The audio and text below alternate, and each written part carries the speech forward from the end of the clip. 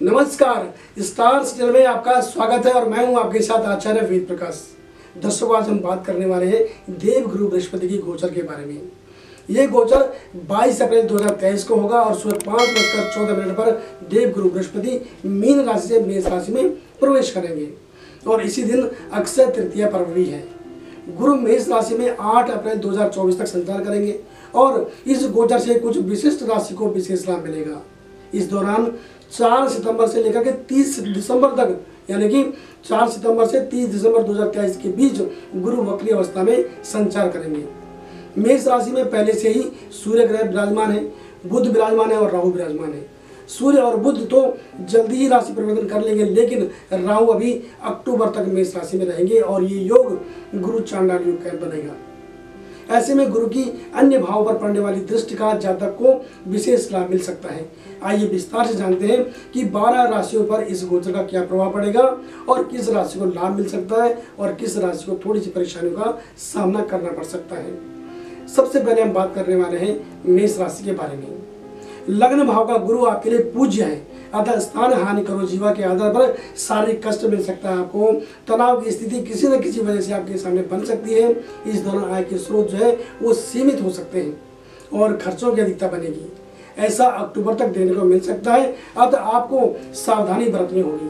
परंतु गुरु की शुभ दृष्टि के चलते धर्म कर्म में आपकी विशेष रुचि बढ़ेगी और यह आपके लिए लाभदायक रहेगा और प्रतिकूल जो समय उसको निकालने में आपको मदद मिलेगी, लेकिन अन्य जो चीज़ें हैं वो यथावत चलने वाली है। बात कर लेते हैं वृष राशि के बारे में। आपकी कुंडली के 12वें घर में गुरु गोचर करेंगे। इससे विदेशी संबंधों से आपको लाभ मिल सकता है, लेकिन अनावश्यक खर्चों को ये बढ़ाएगा। उस हिसाब से आपको लगेगा कि आपकी इनकम थोड़ी है। भौतिक सुखों की जरूरत महसूस होगी आपको, परिवार की जरूरतों की चिंता आपको रह सकती है। नौकरी व्यापार की तरफ से जो है आपको उलझन और तनाव का सामना भी करना पड़ सकता है, लेकिन आपको संयम बनाए रखने की मैं सलाह देता हूं, क्योंकि ये जो स्थिति है वो एक लंबे समय तक नहीं रहेगी। अन्य ग्रहों के गोचर के साथ समस्याओं से बाहर निकलने का रास्ता भी आपको मिल जाएगा, इसलिए बहुत चिंता का विषय नहीं है। बात कर लेते हैं मिथुन राशि के बारे में।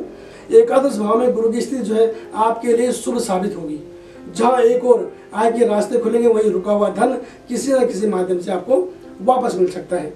जीवन साथी की सलाह से आपको लाभ मिलेगा या लाभ के रास्ते खुलेंगे और बच्चों की तरफ से भी सुखद समाचार मन को आपको हर्षित कर सकता है।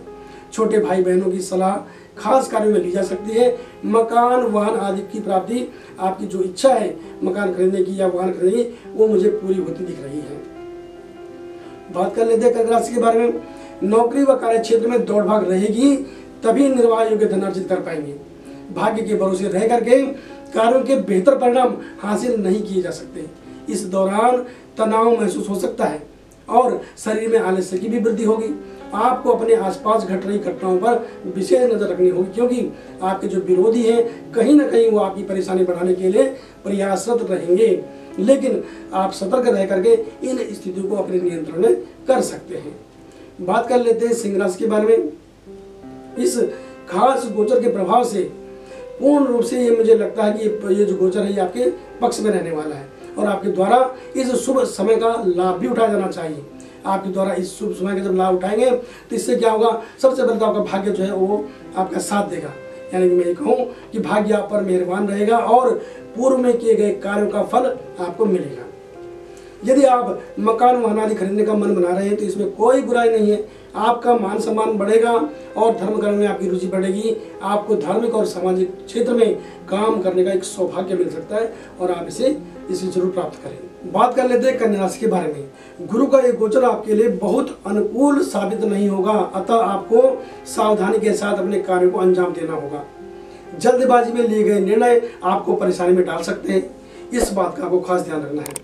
बनते कार्यों में विघ्न बाधा आ सकती है और घरेलू उलझनों के कारण मानसिक तनाव भी संभव है। शांति और संयम से काम लेंगे और परेशानियों से निकल पाने में आपको इससे मदद मिलेगी, तो इसलिए आपको शांति और संयम से काम लेना होगा। बड़े बुजुर्गों की सलाह लेकर अगर आप आगे बढ़ते हैं या निवेश करते हैं तो निश्चित रूप से इसका आपको फायदा मिल सकता है। बात करते हैं तुला राशि के बारे में। आपको नौकरी व्यवसाय के क्षेत्र में परिश्रम जरूर करना पड़ेगा, लेकिन देर से ही सही आपको उचित परिणाम की प्राप्ति हो जाएगी। मेहनत के बल पर आप अपने लिए एक से अधिक आय के स्रोत पैदा करने में सफल रहेंगे। मकान वाहन आदि का सुख आप प्राप्त कर पाएंगे, लेकिन आपका जो स्वास्थ्य है वो आपके काम में बार बार बाधक बन सकता है। इसलिए स्वास्थ्य के प्रति आपको सचेत रहने की आवश्यकता है। बाहर के खान पान में आपको सावधानी बरतनी है, और मैं आपको जो खास सलाह देता हूँ वह नशीले पदार्थों से आपको दूरी बनाकर रखनी होगी। बात कर लेते हैं वृश्चिक राशि के बारे में।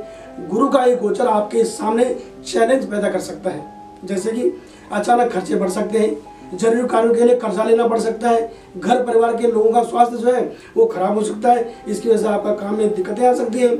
अधिक दौड़ भाग करने के बाद आपको उचित परिणाम नहीं मिल पाएंगे, अतः आपको चाहिए कि मनोबल बनाए रखें और सलाह लेकर कार्य को करेंगे तो बड़ी जो समस्याएं हैं उनसे आप आराम से पार लग जाएंगे। इसलिए चिंता न करें, शांति और संयम के साथ अगर आप काम करेंगे तो आपके लिए कोई बड़ी बात नहीं है, इसलिए आपको सचेत रह करके आगे बढ़ना है। बात कर लेते हैं धनु राशि के बारे में।